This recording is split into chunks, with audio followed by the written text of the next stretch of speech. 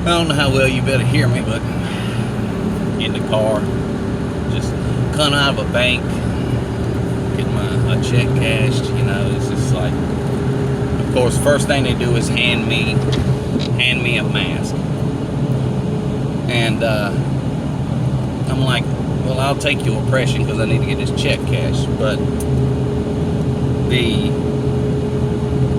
reason I'm objecting to it is because it just doesn't work. And the reason we are on this situation, to just begin with, is something that the left don't seem to understand. And it don't matter if it's left or right. This is where the problem is. People have become so tribalism and so a team sport of something that it doesn't even matter if you can see it everywhere you go. I was standing in the bank looking at people coming in. They're coming out of their cars. It's in a place where a lot of shopping is going on. Everywhere I look, people were full of masks. And then I think I'm looking on TV or on videos and stuff of other countries. They're all walking around with masks. Somehow or another, this leftist ideology owns most of all of it. That's the reason whenever people, and I don't want to get this about a Trump thing, but this is what everybody recognizes. This is the reason I'm using it as an example. Trump is Trump. The fact of the matter is Trump didn't own all the media and all the social media and all the newspapers and all these things. You can't have authoritarianism. You can't have this tyranny without owning one side of it.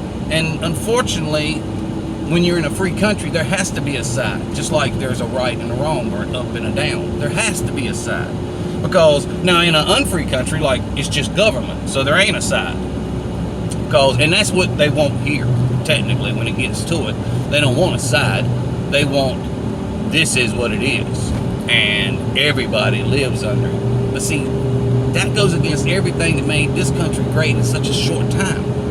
And these people don't want to recognize it. They just want to nitpick every little bad thing that's ever happened in history and act like that stuff was not part of what got us to here today, which we can lose all this.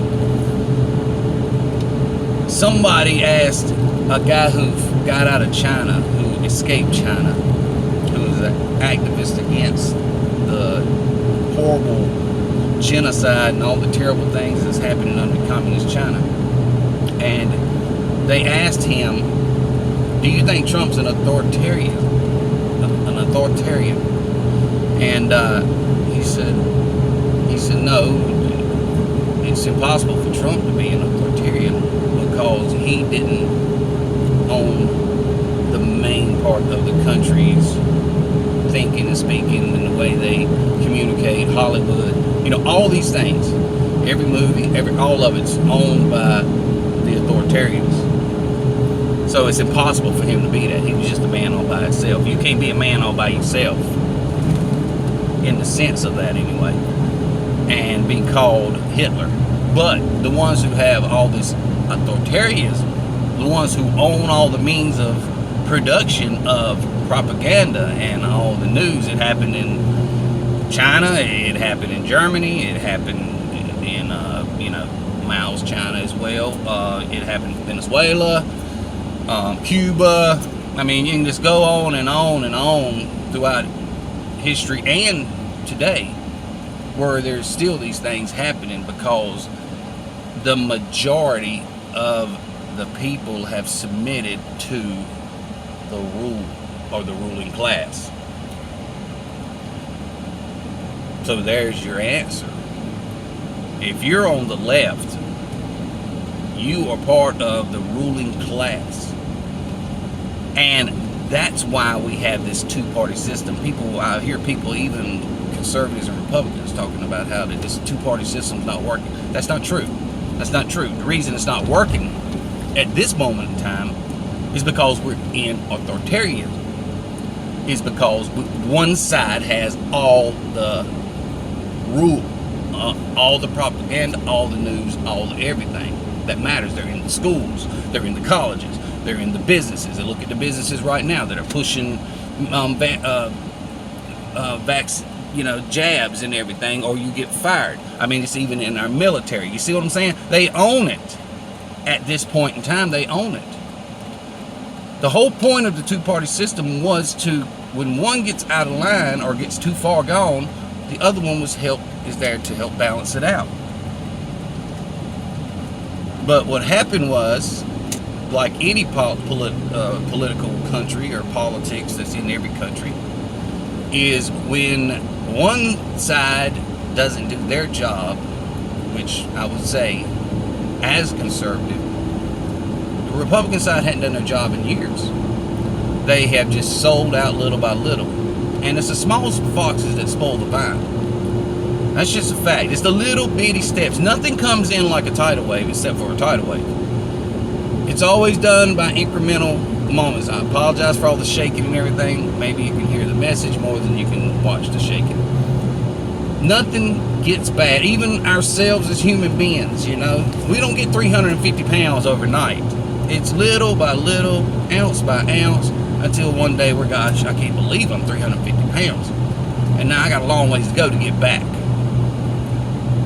It's the same way in our country today, unfortunately.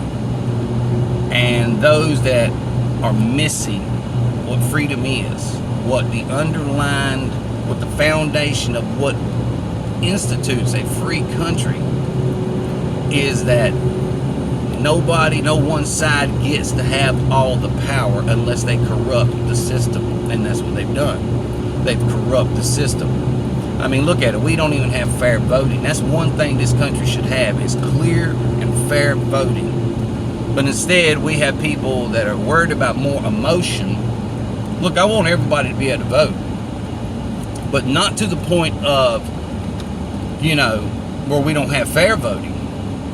If you can't get to the daggum polls, then you just don't get to vote. You can get yourself anywhere else in the world. You can get yourself there, if you can. I'm not saying somebody's bedridden, maybe they can't. My point is, though, are we going to sacrifice our whole democracy over a certain handful of people compared to the population that can't get to the voting? And that's exactly what they're doing. The emotion is emotion. These people deserve the right to it. Well, we all deserve the right to, sure. But does that mean we get to tear down our voting so that these handful of people can't come?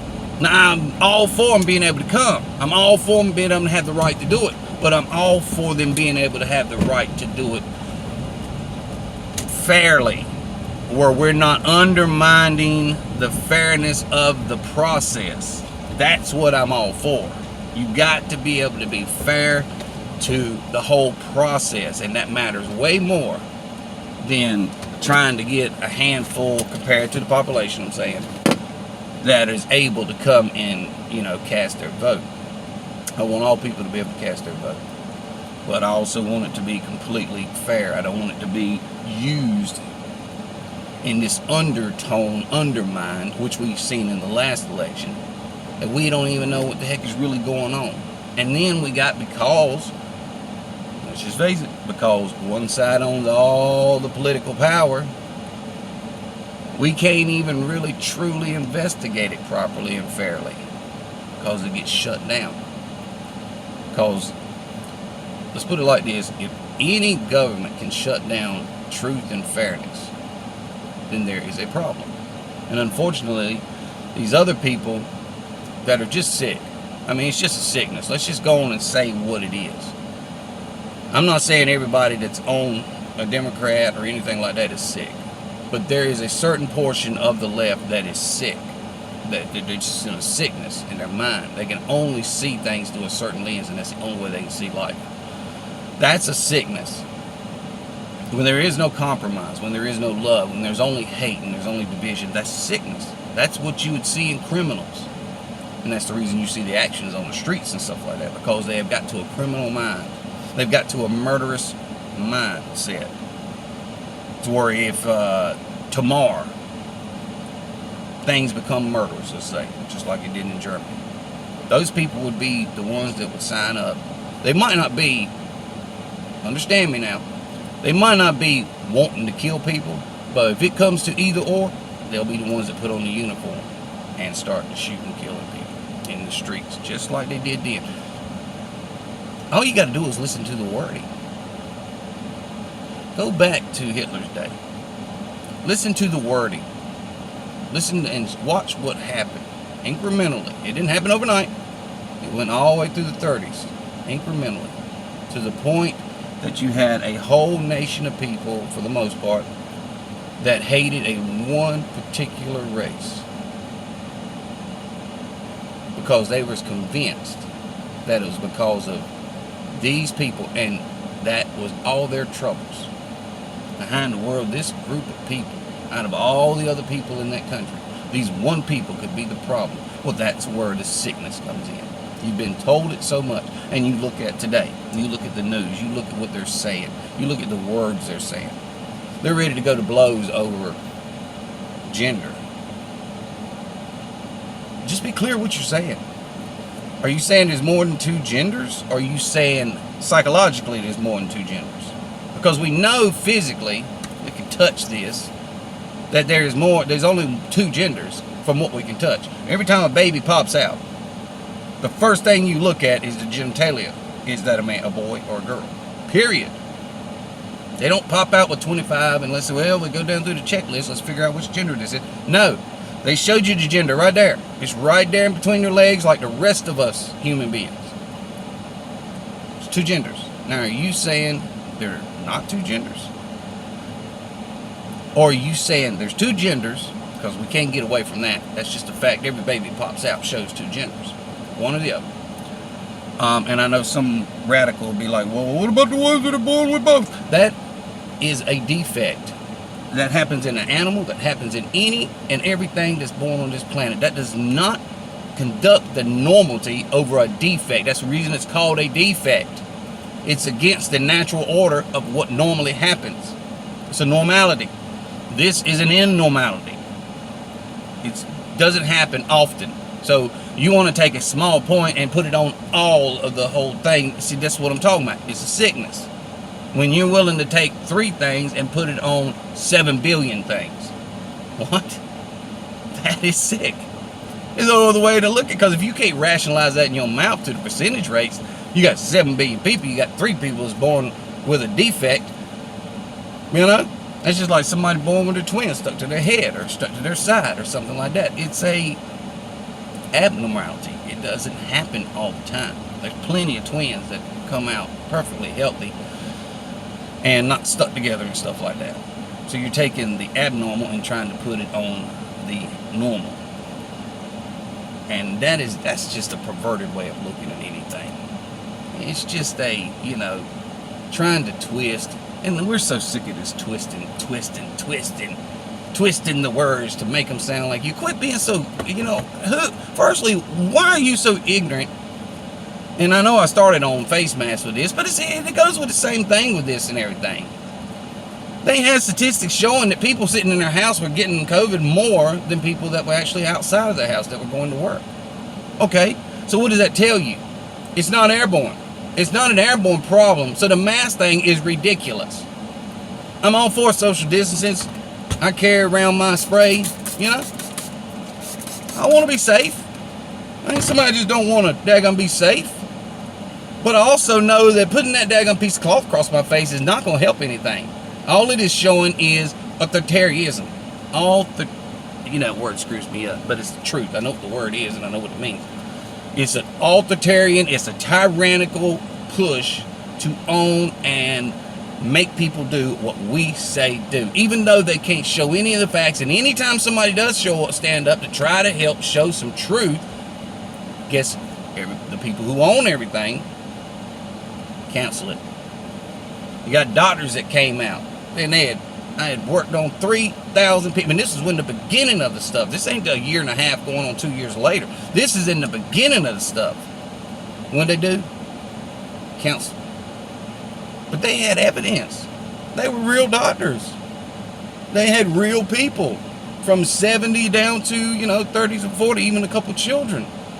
And every one of them, some of them had diabetes, some of them had other things, and they come out and they not lost one patient. That's something that you need to listen to and hear. Unless you're in authoritarianism, then you don't want to let anybody hear that, or you don't want to listen to it because you got an agenda to push. But anybody who wants to know truth real truth, that person should be, and it wasn't even just a person, it was a whole group of doctors. They should be taken serious because they actually treated people and none of them had lost anybody. On top of all these other doctors that want to go with the authoritarian people and the tyrannical people, they lost many patients, lots of them. Obviously, we got these numbers, all these people that died. What were they doing wrong? What could have these doctors helped them understand, maybe, that would have kept those people from dying? I tell you what, it's the freedom of ideas. That's why it's called practicing medicine. Medicine is not or even science, is not a end-all, be-all of everything. It's not the only deal in the world. The fact of the matter is we're continuously discovering things every day. We're continuously growing. So to sit here and say, I only listen to this one science or this or that. Look, I'm all for listening to the science, but not when the science is being skewed by tyrannical people who want to just own it and push it for money and stuff, just like the daggum global thing.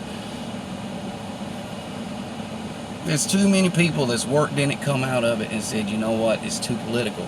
That's why you're getting these things. You can't get the real numbers, you can't get any of the facts, because then it'll mess up the political push. It messes up the religion that they're trying to push. People only think religion when they think of God and everything. Technically, I'd say that God is the least, for anybody that truly believes in the Bible, is the least religious thing there is. There's just is. Just like Jesus said, hear you, O Israel, the Lord thy God is one. See, religions, when it comes in and says something different than what Jesus said, that's what religion is. Truth is just, this is what Jesus said, and that's what it is. Period. That's not religion. That's just factual word. Religion comes in and tries to skew it around and twist it to their own desires. That's religion. It's the same thing. So religion is in everything, technically, if you want to get to the technical root of the word and not just put it on, people who believe in God. Anything can be religious. Anything you believe in religiously is a religion. Just like, say, global warming. That's a religion. And it don't matter if anybody else comes up with any other facts. It don't matter. Because that's what religion does.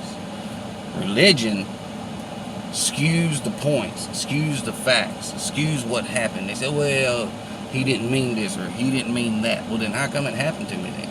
It's just like going on about receiving the Holy Ghost. We've come so far from actually God pouring out his Spirit upon all flesh to now it's just believe in your heart and ask God to come into your heart and you're done, you're good. But that's not what happened to them though. When they asked God to come into their heart, there was a tangible action that happened from God. The Bible says, like a mighty rushing wind, it fell upon each of them. Not one of them, each of them. It was 120 people. And it states it. It states 120 people. It states along with the mother Mary, the mother of Jesus. It states it right there in just a few verses back. You just go back and read it. It's there. Okay? Something happened. They began to speak in tongues as God gave the utterance. But now we've got to the point so far because of religion, not because of just fact, like oxygen. Oxygen's not a religion. You know why? Because it's a fact. Gravity's not a religion. You know why? Because it's a fact. And since I got the Holy Ghost the same way they did, was speaking in other tongues, just like they did, took me a week to get it. And you know how I got it? Because I went down one day and done the same thing they said do. Just ask God to come in your heart and he will. And I was there about 2 or 3 o'clock in the morning and praying to God saying, come into my heart. And this is where it changed everything. I asked this question. All right, God, I asked you to come in my heart, but I didn't feel nothing. Nothing happened. How do I know you did it? A year later, the Lord told me. He showed me. And a week after that, on a Saturday, because that was a Saturday when I got a Bible study, seen things I'd never seen before. Not religion, just Bible, just fact. Something that's been around for thousands of years. Same words, just fact. And one Saturday, I got mic out of the way, and I just went up and wanted to love on God. And next thing I know, I started speaking in tongues. And I remember looking down at my mouth saying, I wonder when this is going to stop. As God gave the utterance, not man gave the utterance, as God gave the utterance. Believe me, if it happened to me and it happened to them 2,000 years ago, it'll happen to you if you want it to. But religion says, nah, all you got to do is believe in your heart. According to Romans, believe in your heart and you're saved. But they take that one verse out of the whole doggone Bible and make religion out of it. And the reason I call it a religion is because it's something that skews the truth. It didn't say nothing about don't do what God said to do in John 3 to Nicodemus, all the way through the whole chapter. Didn't say anything like that. He just says take this one little verse, just like John 3:16. God loved the world, He gave His only begotten Son, that whoever believes in Him should not perish but have everlasting life. They take that one little verse, make a religion out of it. That's not the only thing He said to Nicodemus. That was John 3:16. What did He say to Nicodemus 15 back to number 1? Verses 1 through 15 before it got to 16. See, they just wipe all that out, just erase this, and we just got this verse. Whosoever believeth in Him should not perish. If you believe, that's all you got to do. And it didn't say believe, it said believeth, TH. Do a little study, you'll know that means everything. It means your life is belief. It's not just belief, it's belief in every step you take forward. Will construct your belief. Just like a evil person or a criminal person, whatever you want to call it, their life will be constructed in their belief in crime. Everything in their house, there'll be drugs, there'll be drinking, there'll be violence. Everything they do, the people they hang out with, will be part of their belief.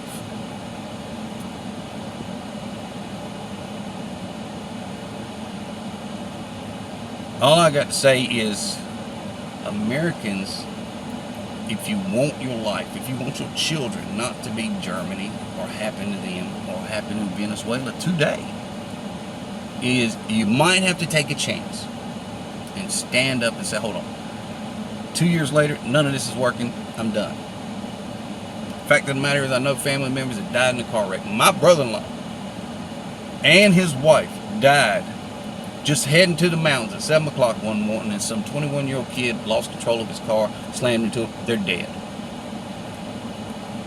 This daggum thing that's taking over everybody's life is not the only way to die. There's people dying in car wrecks, heart attacks, cancer, all the things. There's a million ways to die. They're not even dying from these things. There's a percentage that is, but they're completely knocking out the percentage of other people dying other ways. There is no continuous living on this planet. Everybody's going to die. I'm not saying be reckless and kill yourself or do something stupid, but at the same time, you still got to live. If you don't, then you're a prisoner. You're a slave.